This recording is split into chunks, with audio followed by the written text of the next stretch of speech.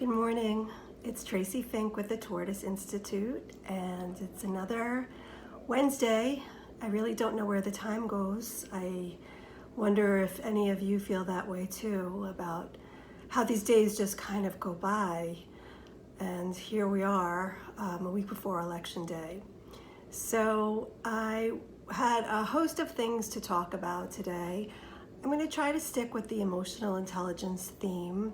Today I want to talk about how we have conversations, and this particular technique that I'm just learning is called yes and this comes to me from the positive intelligence course that I'm taking.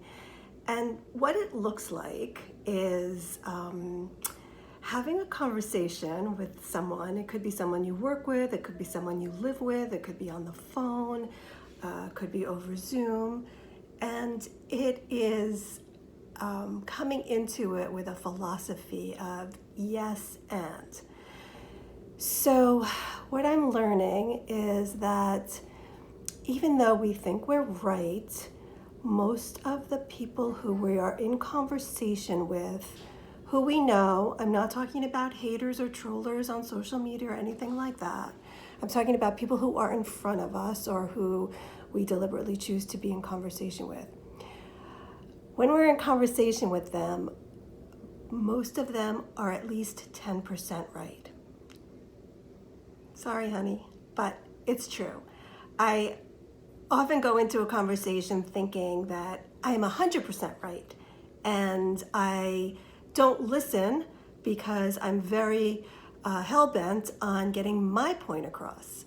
What I'm learning, though, is to go into a conversation looking for that 10%, so listening more intently, not with the intention of responding, but for the intention of seeking curiosity, finding out what that 10% is, and hint, hint, it might even be more than 10%.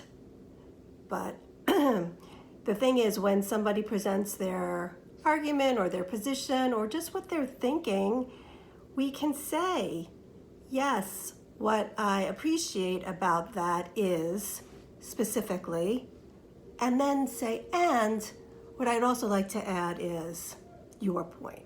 So it's yes and. So you're specific about what you appreciate, not that, nothing snarky or yeah, that's good when you don't mean it, but really having a specific thing. Yes, I appreciate that piece of your discussion that you're contributing. And what I'd like to add is, or what I'd like to suggest or propose is, and then they have the chance to listen, but you've modeled that behavior of listening, of hearing them, of validating, of pulling out that piece that might be just right. And I've also learned recently that two people can experience the same thing and see it differently. It's not alternative facts, it's alternative perspectives. And I think that's really important to remember, that we can see the same thing and experience it completely differently, and that doesn't mean that I'm right and you're wrong.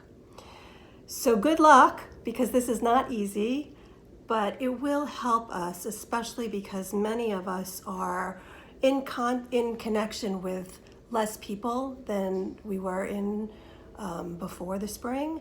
And so the people who we are with now, these relationships really matter, and the dynamics are always changing. So it's always great to learn how to be different, how to check in with ourselves to realize I'm not always right, but it's still okay.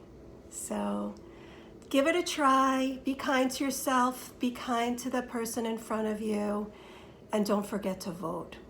See you next week.